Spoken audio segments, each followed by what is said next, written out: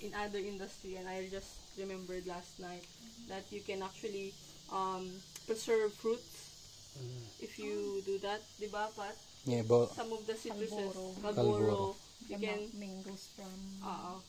so may mga gumagamit dati ng lime wash. And also for treatment ng pest sa mga trees, they do lime wash sa bodies, the bodies of the trees, so pests don't actually accumulate. The base? Even the vegetables, it is safe. I have seen a lot of trees. We paint now I know why we do that. In Brazil, you go around and all the trees, they are painted. In the bottom? At the bottom, I always thought it was for decoration because it's pretty. Wow! Yeah. It's for the prevention. It's And 3 years later. And it's good alkali for the soil, so it doesn't actually create toxicity to the soil when you peel it. It neutralizes acidity. So, yun. What else is the purpose of this? Madami. So, for us now, we're gonna use it to activate the casein. Okay. So, remember the proportion? 10% of lime. Only 10% of this. Okay? 10%. Okay. This is the casein. Casein lang. Kasi So, casein lang to. So, we're gonna add 10%. Plus 10% of So, light. this is 90. So, we'll just add a little bit there. So, this one is slaked for how many weeks, months? 6 months? 6 months. So, the more you soak a lime oxide with water, the fatter it gets. So, parang they call this like a fat lime. Which is not, which is funny at first because I'm like, when I work with it, I realized that, yeah, it looks like fat Yeah, once it's yummy. yeah, it's not, so you just add little bit, So something in the line is bonding with something because yes, it's creating like a compound, like a film. Yum. And then you can also add water with this. But the difference with borax is more translucent. It's more it has like a top coat feel that the colors doesn't look flat. It's more translucent, like a watercolor feel. But for lime, it's more matte and a little. Oh, may butas siya. So, pwede mo siyang halo-halo.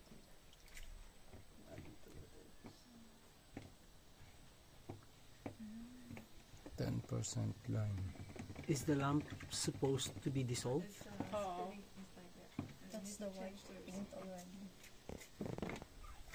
Ilipat na natin.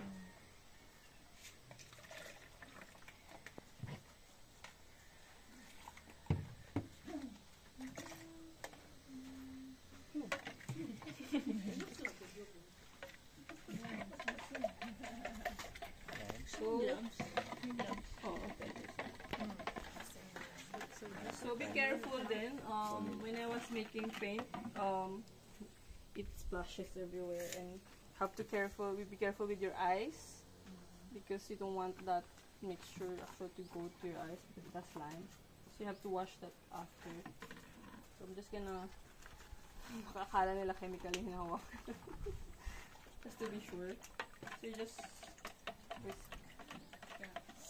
But it's actually the lime reacts so fast with the casein that once you're done mixing, you can use it immediately. But borax, sometimes I leave it for a while. So you can add the water. Depends with your consistency.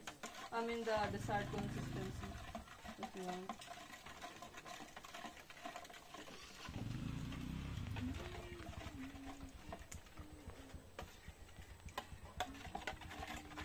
So lumalapot siya. The more that the milk reacts to the lime, the thicker it actually gets. Sometimes I just add a little water again.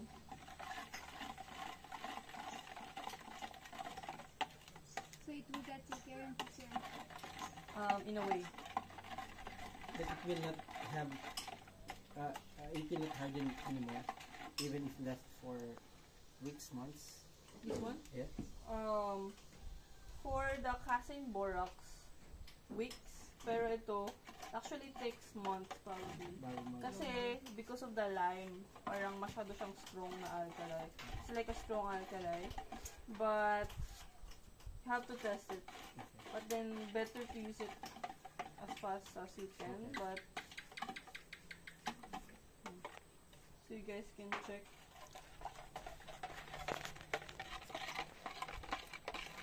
Wow. So watery consistency. Parang paintish. Yeah. Parang na-tin siya. It's like when you tin the paint, you want that consistency. Naka-organic. Tapos na po kami. Magpipinturan lang po ano naka-organic. With touch on the skin won't burn, right?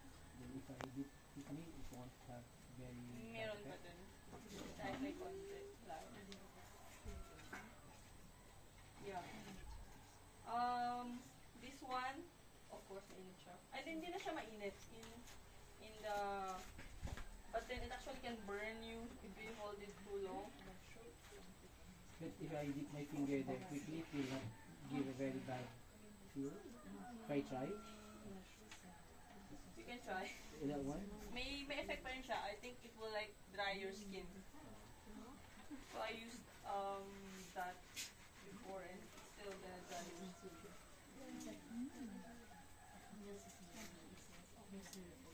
Make sure na better to actually like stir it. That's why I put it in a bottle and then shake it. Did you whisk it? Whisk it, you can also whisk it.